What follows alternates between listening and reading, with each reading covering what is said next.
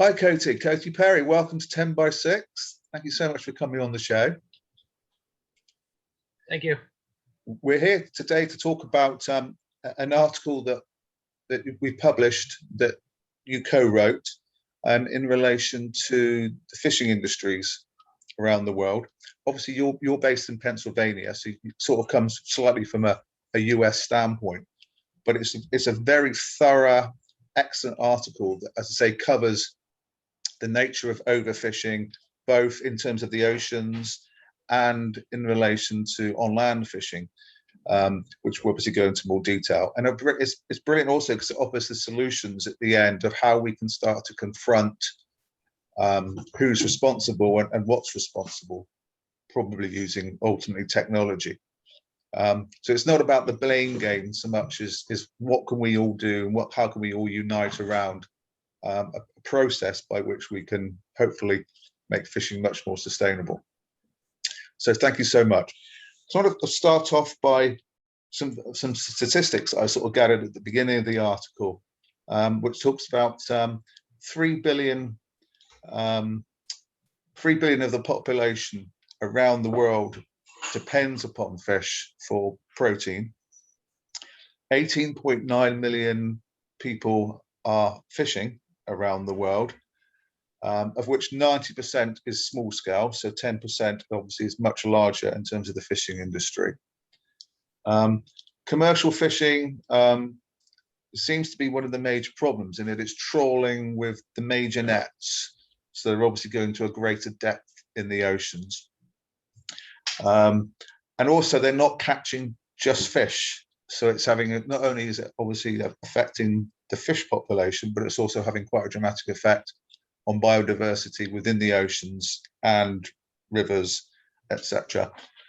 And I also want to come on to, as I say, during the conversation, talking about farmed fish, which also seems to be, according to the article, a massive problem. So where for you, Coty, where for you are the ultimate issues that we should be considering here? I think the major issue is bycatch. That is the issue that I've really focused on. This article kind of covers the gamut, covers everything, touches on each point. But I think bycatch is a tremendous issue. There are hundreds of thousands of sea mammals and other fish that aren't intended to be caught. They are caught illegally. Commercial fishermen cannot keep these fish, even though most of them, a lot of them will die on the ship going through the process, or they'll die in the net. And hundreds of thousands of sea mammals, seals, dolphins, things of that nature will die in these nets as well, simply because regulations haven't been put in place to prevent commercial fishing from doing these types of things. Like you mentioned, the trawling nets. A lot of the time, there are two ships positioned a certain number of yards apart in the water, and in between them is a giant net, and they just go straight through and swoop up everything that they can get along the way. And with that, in addition to the bycatch, they also do a lot of damage to the ecosystem. They tear up the bottom of the ocean, the sea floor, and like I said, they basically take everything that they can get along the way. And it's interesting in the article that you also identify how it's the subsidies that different countries provide to their fishing people. That is one of the major problems, because no matter how little or how large the fish content, they still get subsidized, and obviously therefore the more fish that they catch, the more subsidies they get. And so they have no specific desire to worry about the environment or biodiversity if all they're really doing is concentrating is on maximizing their income. Mm-hmm.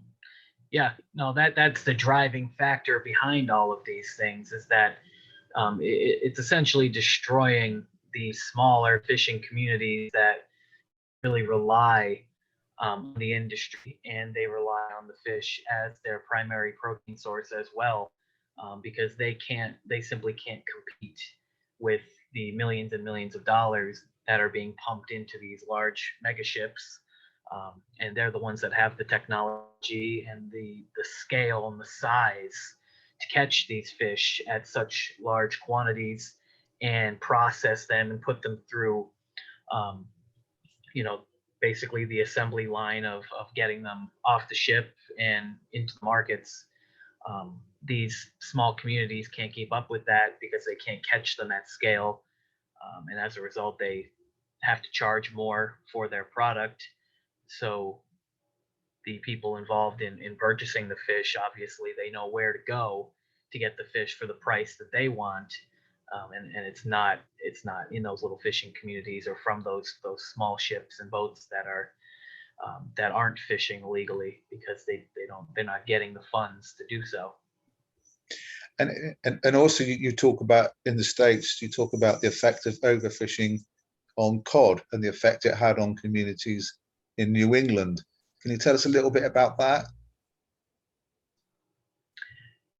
Yeah, no, I mean, in the States, what I think overfishing really impacts is not so much the community as it does in like Asian countries and things like that. It's around here, it really affects quality. That's where the whole farmed fish thing comes in as well. A lot of the fish that you get at the grocery store it's not necessarily the fish you would want to eat. And if you really knew how it got from the water to the table, you wouldn't necessarily want to eat it, or you wouldn't be happy about eating it, because a lot of these fish, when they're raised in these fish farms, it's heavy bacteria environment. They're kept in very small, I don't know the exact word, but it's almost like an aquatic cage. And they're breeded in large quantities in small areas, which is what results in all of the chemicals that are in the fish that a lot of them, they tell you you can only eat so much fish, you can only eat so many of this type of fish, because it could even be poisonous if you consume too much, just because of the way that they're raised. So the point of, I mean, obviously we've moved on to farm fishing here, but with the point of actually eating fish that has no omega-3 in it, which you identify in the article, therefore renders the fish as junk food. So in terms of taking in any chemicals that might benefit the human body biologically and the immune system, it's rendered irrelevant. And so few people obviously know this, because like you say, they're told over and over and over again, try to get fish into your diet. And one of the things, obviously, I mean, we only eat fish in terms of meat. We don't eat anything else. But what we always do is we always look at the packaging to make sure that it's come from the oceans or the rivers, as opposed to being farm fished. But it's getting that point across, because if everybody started to do that, obviously farm fishing would decline and decline, because the demand wouldn't be there. Sure. Yeah. I mean, one thing that I do, and I tell a lot of people to do, is, it might sound crude in a way, but you essentially want to avoid fish that is manufactured and caught in Asia. A lot of the fish that you find at discount stores, it may be at Walmart or something, you'll find that a lot of frozen fish is caught in Asia somewhere along the lines, and it's manufactured and processed there. But those are generally just low quality pieces of fish, and like you said, it's almost junk food in a way, especially when it's raised in such a poor environment, and then you also go and you freeze it for however long. It essentially sucks all the nutrients out of it. It sucks anything you would want to consume out of it, and you're left with filler at that point. Yeah. Yes. No, exactly. I mean, you've identified obviously the leading candidates here for the ones who are responsible for overfishing and for creating fish that's effectively toxic. And it's interesting, on name all six, we've got USA, Japan, Taiwan, China, South Korea, and Indonesia. And obviously, of the Western countries, like you identify clearly, USA is very much part of the problem. But ultimately, the data is based upon, as the article states, bluefish tuna. So that's then used as a marker across the board for all types of fishing, with China being the biggest culprit because of the amount of subsidies that it provides to the fishing population. So how do we go about, do you think, how do we go about taming those specific countries and trying to get them to recognize and understand that the future of the planet, the biodiversity, the future of fish stocks, etc., has to be recognized? I mean, that is a tall order. It's something that at this point I don't think really has an answer. It's almost like a cycle, because the government continues to pump more money into the commercial fishing industry so they can continue to fish, and all the while, all the regulations that are put in place by the countries that are doing this right and doing it well don't apply there. Those regulations are irrelevant. I do believe that I talk about ghost fishing in the article as well, which is another big issue out in Asia. And there are, for me, two things that apply to ghost fishing.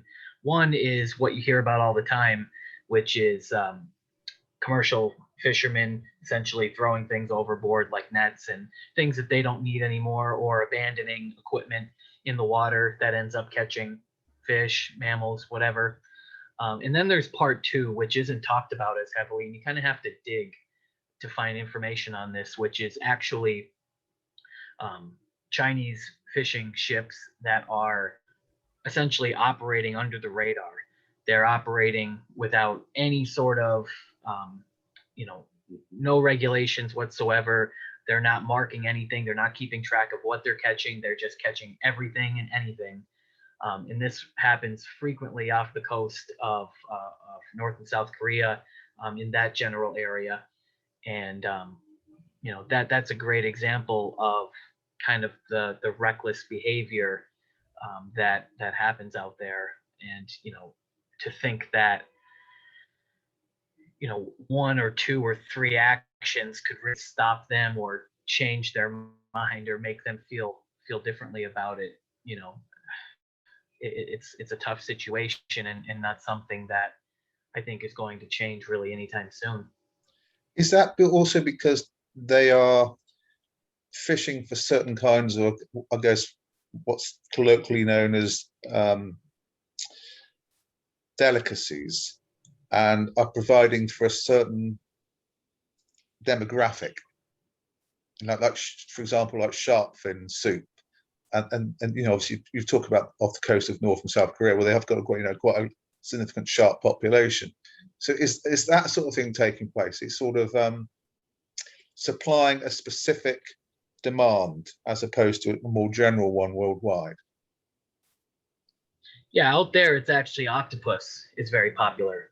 They fish for octopus out in that area, and there are restrictions on and I believe every country has this, is that you are restricted from fishing in certain areas within so much distance from the coastline of a specific country, and every country has a certain distance that you basically have to abide by that rule.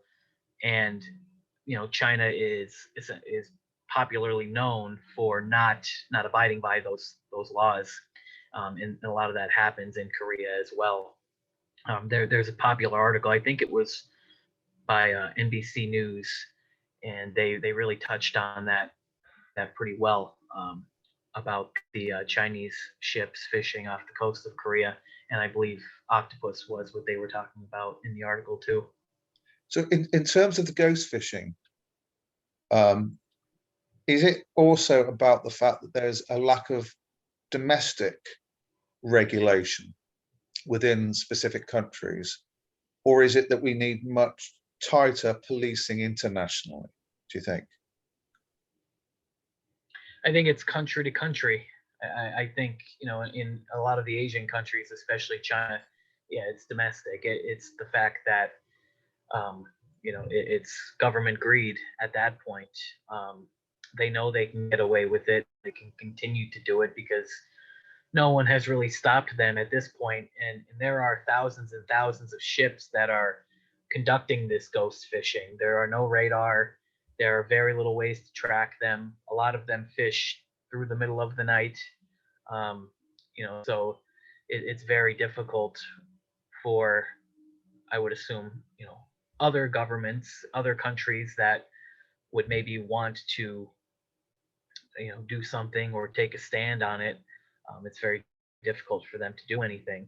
I think in, say, countries like the United States, I don't think it's so much domestic as it is just, yeah, it's being able to enforce the regulations that are put in place. The systems just aren't there right now. And even though the regulations and the laws tell you what you need to do, it's very hard for, the people, in charge, who are put in place to actually enforce those laws. And it's also very interesting, isn't it, that the idea that there's the ideology in many of these countries is that the private sector knows best. And yet it seems when it comes to the fishing industry in this context, that without massive public subsidies, the private sector falls apart. It doesn't become the private sector anymore at that point. When government money is in there, I could see how it would become very easy for corruption to happen, and for, when money is changing hands like that, you could see where the corruption would come into play. So it's really tough to pinpoint where we're at with that. Is it the government subsidies that are really promoting this type of behavior and promoting the overfishing, promoting the, basically just destruction of the aquatic ecosystem? Or is it on a smaller scale? Is it ship to ship? Is it individual company to individual company? Is it species to species? Where do we start? Yeah, because you also identified very clearly in the article that over the last half a century, the population has quadrupled, and so the demand has, well, doubled, as we've seen, but it's grown dramatically. So maybe it's about also educating the population more generally. But then, of course, we have to rely upon the significant amounts of the population having a conscience and a desire to want to support biodiversity. If you go back to the farmed fish, I mean, it was absolutely, it's staggering, isn't it, to think that it's 26 pounds of feed to produce 1 pound of tuna. I mean, it just seems so inefficient.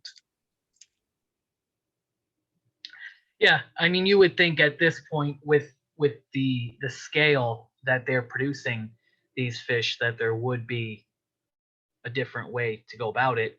And it's almost funny in a way, because it's, again, with that cycle, it's the feed that they're providing the fish, that feed comes from the same environment where the fish are being raised. So it kind of creates that cycle of you are what you eat. Like you hear in a lot of industries. You hear this in the beef and cattle industry. You hear this in the chicken industry and all this stuff. So it's really all the same, and it boils down to the fact that the process is flawed from A to Z. From the point where the fishermen get in, they get on the ship and they hit the water, to the point where the fish ends up on your table. And the farmed fish, I believe is a really big issue, because it's like you said, a lot more people are consuming fish, because I believe the population is generally skewing in a direction of more kind of nutritional awareness. people are thinking more today about what they eat, what they're putting in their bodies than they were 50 years ago. But in a way, it's almost comical because you don't realize that what you're putting in your body um, still isn't good, even though it's told, and it's believed to be good for you. So perhaps we need to change the packaging. Perhaps the packaging needs to reflect fish poop, pesticides, dead fish, excess food, parasites. Byproducts, Yeah, perhaps that, byproducts are something that aren't talked about in exactly. fishing. You hear about byproducts in a lot of other foods. You hear about chicken byproducts and beef byproduct, and you hear about this in pet food a lot. That's something that's very heavily discussed today. Is what a byproduct actually is. What does that actually mean? But when it comes to fishing, byproducts aren't really talked about a lot. And when you purchase something that's called a fish fillet in the frozen section of your grocery store, what that is not, a lot of the time it's not a fillet. What it is it's a bunch of fish taken, ground up, and pressed into a patty. And a lot of that fish could actually be byproduct. So even though it says it's haddock or Alaskan cod or whatever it is, but a percentage of that fish, could be a byproduct of another fish. So Yes. I think that's discussed in the article as well, that what you're getting isn't always what you think you're getting. And No, unless it says 100% cod, 100% haddock, it's not.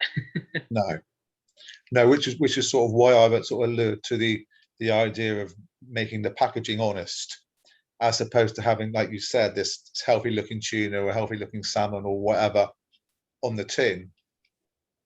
Let's get rid of that and put what's actually in it, to be much more transformative and much more educational. Just to finish off then, because this has been amazing, Coty, thank you so much. But just to finish off with the solutions, we talk about this idea of turf, this idea of where specific areas are allocated to fishing, depending upon what nation you live in. And that's it, that's the area you have. So it's in your own interest to ensure that you do everything right to make it sustainable. Is there anything else that you need to add to that? Because it sounds like a really great idea, and you say it's been done in certain places. Have you got any specific information about how successful it's been? Yeah, it's very popular in South America, and also I believe Yeah, a few yeah, European countries as well. But Chile has been the one country that has really been the driver of this. But turf is really interesting because a lot of people in fisheries management um, think that that's a terrible idea. Um, they believe that it's a terrible idea because it almost acts as the privatization of the commercial fishing industry, which in the United States, for example, is heavily driven by the government, regulated by the government, and there isn't the individual fisheries and the individual commercial ships don't have a lot of say and control, but over where they fish. But turf almost privatizes it in a way because it gives these commercial fishing organizations, companies, however you want to refer to it, control over a specific area for a specific amount of time. One example that a person who works in fisheries management, uh, very experienced and knowledgeable individual, he basically compared that to imagine seeing an Amazon ship in the water fishing and controlling this entire area and kind of monopolizing it. So turf is really highly debatable on whether or not that would be successful. But again, with everything, it just there needs to be regulations in place. And they need to be firm. They yeah, need to be followed up on. There needs to be proper bookkeeping and technology used on these ships to help a lot of these commercial fishermen keep track of all this stuff. And it's used so well in so many industries, but the fishing industry is really behind.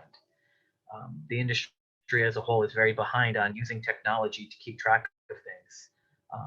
one example I've used is almost like a queue where certain fish, they go through this queue that automatically track of them. That technology that I read about recently as well, and it documents the size of the fish, the species of the fish. It takes pictures of everything.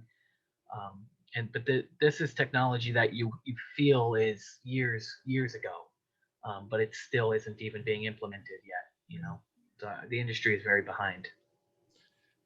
So ultimately, what you're saying is just that it's regulation, it's cooperation, and it's accountability that possibly are the routes forward for helping fish stocks, helping biodiversity, and people just taking responsibility and being aware, informed, and sensible. Technology, I think technology makes it a lot easier for the powers that be to keep track of commercial fishermen and keep track of what they're doing and what they're catching and how they're doing it and how much time they're spending on the water and what methods they're using. Technology needs to be utilized for them to keep track of this, because otherwise we continue on as we have been, which is it's not we're definitely not going in the right direction fast. No, and I think that's an extremely powerful message to leave it on. Thank you so much, Coty, for coming on to 10 by 6. It's been an absolute excuse me, it's been an absolute privilege to have you on. Thank you so much. Oh, thank you. It's been great.